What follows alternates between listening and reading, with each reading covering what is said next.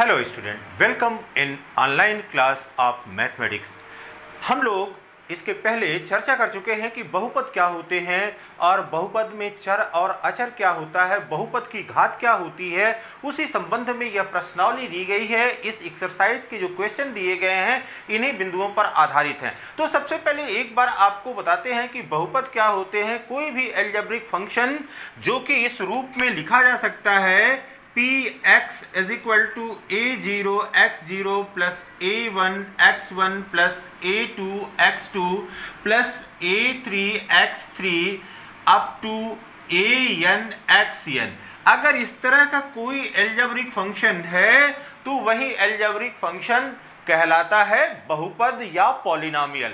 फिर चर्चा किया था कि चर क्या होते हैं, वेरिएबल क्या होते हैं। The unknown quantity in any algebraic expression और in any polynomial is known as variables and there are some constant. वहां पर क्या होते हैं, कुछ जो है नियत मान होते हैं जिसको अचर मान कहते हैं। फिर बहुपद की घात में आपको बताया था कि first of all we write all the given polynomial in the ascending order और इन द डिसेंडिंग ऑर्डर। उनको बढ़ते हुए घात के क्रम में या घटते हुए घात के क्रम में लिखने पर जो चर की सबसे बड़ी घात होती है उसे ही हम बहुपद की घात कहते हैं। इन्हीं तीनों बिंदुओं पर आधारित इस एक्सरसाइज के क्वेश्चंस हैं।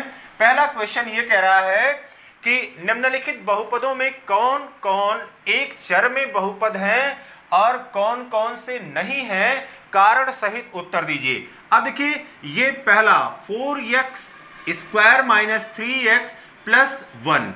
अब यहां पर देखिए चर क्या है, यहां पर चर x है। फिर चर की घात क्या होनी चाहिए, चर की घात किसी बहुपद में यह ऋणोत्तर पूर्णांक होना चाहिए। तो यह दोनों बातें इसमें हैं, इसलिए यह एक चर में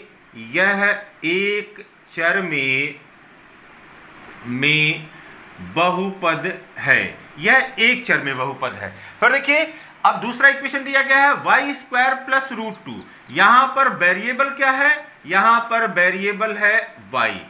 अब फिर देखिए यहां पर y की घात क्या है, y की घात यह बराबर है 2 जो कि ऋणोत्तर पूर्णांक है, इसलिए यह एक चर में बहुपद है। यह एक चर में बहुपद है, एक चर में बहुपद है। फिर देखिए तीसरा इक्वेशन यहां पर दिया गया है 3√t प्लस t√2।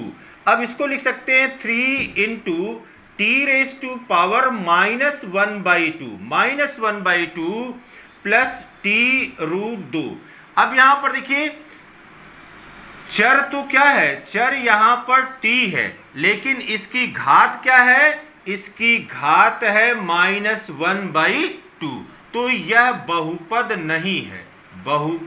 नहीं है, क्योंकि इसकी घात ऋणोत्तर है या निगेटिव इंटीजर है। तो निगेटिव इंटीजर अगर होगा तो वह पॉलिनोमियल नहीं होगा। फिर यहां पर देखिए यह है y, इसको लिख सकते हैं y प्लस 2 इंटू y⁻⁻1। क्यों, क्योंकि यदि कोई वेरिएबल ऊपर से नीचे मीन्स डिनोमिनेटर से न्यूमरेटर में या न्यूमरेटर से डिनोमिनेटर में आता है तो वहां पर लॉ ऑफ एक्सपोनेंट लगता है, और लॉ ऑफ एक्सपोनेंट के आधार पर यह y की घात -1 हो गया। तो चर यहां पर क्या है, चर तो y है, लेकिन इसकी घात क्या है, घात हो गई -1, इसलिए यह बहुपद नहीं है, यह बहुपद नहीं है, यह जो है वह पॉलिनोमियल नहीं होगा। फिर यहां पर देखिए बेटा करा एक चर में बहुपद। अब यहां पर देखिए x भी है, y भी है और t भी है।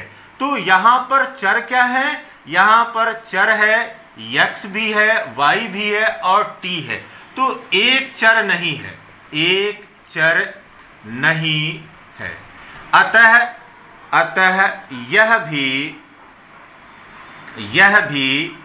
एक चर में बहुपद नहीं है, यह भी एक चर में बहुपद नहीं है। फिर अगला क्वेश्चन कर रहा है कि निम्नलिखित में से प्रत्येक में यक्स स्क्वायर का गुणांक लिखिए। अब यक्स स्क्वायर का गुणांक केवल हमको लिखना है। देखिए इस इक्वेशन को लिख सकते हैं, यहां पर दिया गया 2 plus x square plus x, तो 2 plus 1 into x square plus x. अब देखिए गुणा का अंक, यक्स के साथ गुणा का अंक क्या आ रहा है 1, इसलिए यक्स स्क्वायर का गुणांक यह बराबर हो गया 1। अब यहां पर देखिए दूसरे इक्वेशन में करा 2 minus x square plus x Q, इसको लिख सकते हैं 2 plus minus 1 into x square plus x cube. अब देखिए यक्स स्क्वायर का गुणांक क्या हो गया, यक्स स्क्वायर का गुणांक हो गया -1, यक्स स्क्वायर का गुणांक यह बराबर हो गया -1। फिर देखिए यहां पर दिया गया है π/2 यक्स स्क्वायर प्लस यक्स। अब यक्स स्क्वायर का गुणांक क्या हो गया, यहां पर यक्स स्क्वायर का गुणांक यह बराबर हो गया π/2, यक्स स्क्वायर का गुणांक π/2।